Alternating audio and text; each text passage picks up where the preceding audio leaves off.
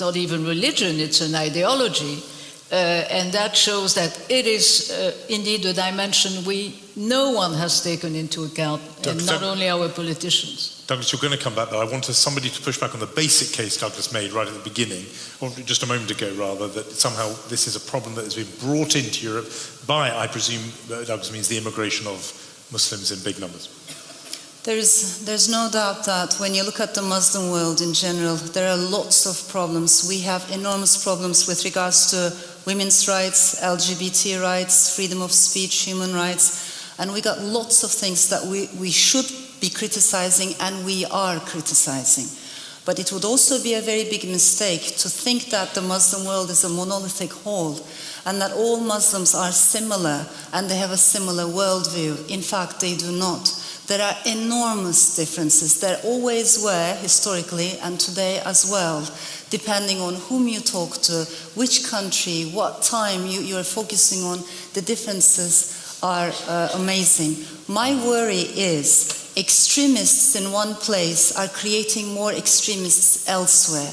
Whether we like it or not, we're all far too globalized to think that by closing our doors and surrounding ourselves by walls, we will be safe and away and removed from all these problems. We won't. We're all of us in this together.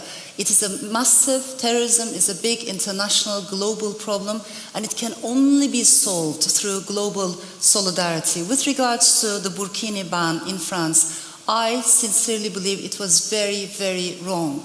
It was a big mistake. I think we should be criticizing faith-based schools, we should be criticizing extremist preachers, we should definitely monitor what people are saying in the mosques, but for God's sake, chasing women who are just wearing their burkinis in the beach, that is not the way forward. And it's even more dangerous because what's happening is, and this is not what we perhaps are not aware of much, those pictures, do you remember the picture of one lady wearing a burkini in France and 3 French policemen by her? Unfortunately, that very photograph has been circulated in Turkey, in Jordan, in Egypt, with awful captions saying, you see, this is what they're doing to our women. All staged, with a TV crew. This is awful. This is very dangerous. The Catholic nuns are dressed the same way with a burkini, and you allow them to dress like that. Why do you go after? This is crazy. Can I suggest something? May I suggest something? Elif, I cut you off before, so we'll let you finish now. I come from a country, because Turkey and France have lots of similarities. The laïcité we have borrowed directly from France, not the Anglo-Saxon secularism. And Turkey has applied the headscarf ban. Iran has applied the headscarf ban. It didn't work. It created massive problems. But yes, we all share the same aims with regards to how do we prevent extremism, how do we prevent terrorism, but let's also find more progressive ways forward than chasing women with burkinis. First of all, sorry Elif, but the burkini ban is a massive diversion. A massive diversion. It was a big mistake for the French state when that happened, I agree, but this is not the biggest issue. The biggest issue is that just up the road, again, a few days ago, 3 men with machetes went through a London street hacking at people saying this is for Allah. Okay? That's our problem. And this is always the way with this. We always have diversions, and some of these diversions we bring upon ourselves. But let me just get back to the main point. We have had historically massive issues in Europe. Nobody who knows anything about our history wouldn't pretend that. But this is a civil war within a religion which was not our war, and it has become our war. It has become our war, and Elif, you are right and wrong. You are totally wrong to say that there isn't some agreement on this. If you are a Muslim and you follow Islam, you believe that the Quran came from God, and you believe that what is in it is at least very hard to run against. And so now we have a situation in a country like this one, where actually the majority of British Muslims want being gay, like I am, to be made illegal now, okay? So we had a nice liberal agreement in recent decades over being gay, and now you import a community which actually thinks not just that they're not on board with gay marriage, but they think it should be made a lock-upable offence. Where does that come from? It comes from Islam, okay?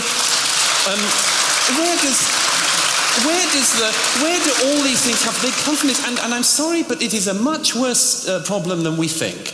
Okay, one poll last year showed that 50% of British Muslims would not go to the police if they knew somebody involved in an ISIS-like group was around them. Another poll showed 2/3 of British Muslims saying they would not go to the police if they knew somebody involved in extremist activity. What the hell are we doing? What the hell are we doing in ignoring that? Okay, Douglas, let me... Yeah, but this is so I know, Elif. unfair. I'm going to let you come back. I just want to press Douglas on a question because I want to know if we accept what you said, and so obviously a lot of people in this room do, and I think quite a lot don't. I want to know what you do with this sentiment because you have just described an issue, a difference with not just the people who went on a murderous rampage in Borough Market, but with Britain's entire Muslim community, 2 or 3 million people. So what are you actually practically saying? You're saying that this is a faith that didn't exist here before, therefore a problem that didn't exist here before. Are you suggesting these 2 or 3 million British citizens somehow have to now leave the country? No, of course not. Of course. So what are you suggesting? The first thing is you admit this issue and you slow down or stop the flow. The obvious thing, if you've got a problem, admit to it and slow the flow. Okay?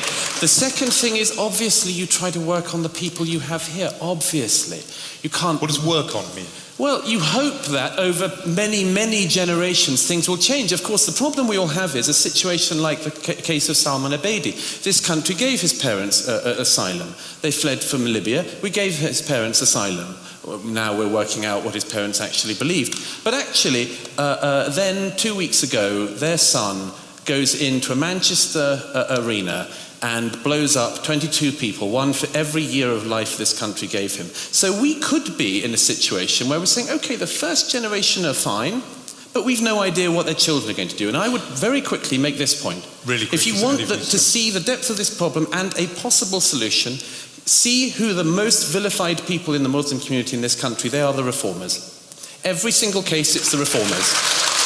Okay, and one of the London Bridge attackers last year attacked an imam who's a friend of mine in London. Okay, everybody knows this. The reformers are on the edge of this, and this is the point. Okay. The reformers may lose, and that used to be a big tragedy for the Islamic world, and now it's a tragedy for Britain. Okay, Elif wants to come in, and then we're going to questions. Quick response from you, and then we must hear from our audience. Yeah. I think it's really unfair. I mean, what makes us think that all of us, we are incredibly worried about what's happening, and I believe all of us want to find a solution forward. It's only how we're going to find a solution. That's what we are debating. I never said that this was not an essential thing. I moved to England, and maybe when you're an outsider, when you're a latecomer, you appreciate it even more. You love it even more. So that's a different thing. But what I'm trying to say is we're so used to having these debates on both sides of the Atlantic. When you bring one speaker who criticizes Islam and then another speaker who defends Islam, and they keep fighting and quarreling, I've never liked that. Sure. I never wanted to be part of that. I'm not even a believer myself, But I'm someone who is interested in dialogue, in peace, in faith, and I do note that the way forward is not by generalizing communities. The biggest problem we have today is how do we communicate with people who are not necessarily in this room? How do we find the same language? How do we reach out to girls, boys who do, yes, some of them come from conservative families, and yes, indeed, we must stop these fanatics, extremists. But if in doing so we generalize all Muslims, I'm very worried that we're adding fuel to the fire of extremism. I didn't generalize, I gave you very specific things. Let's pause it there. Let's begin to hear some questions and reactions from all of you. I'm hoping there are people with microphones, and there's one over there. So keep your hand up there. Keep it up so that the lady there can go. And your guest to the woman there, that's good. And let's get a third one lined up. If you, lady in red t-shirt there, I'm hoping she's got a microphone. She's walking across purposefully. Okay, then up there. Good. So we'll begin over here. My question is, what is the role of technology and the internet with all of this? Because it seems there is a parallel time frame for the last 10, 15 years with social media, multimedia coming into the forefront of everybody's lives, and correlating with the rise of terrorism and all of these questions.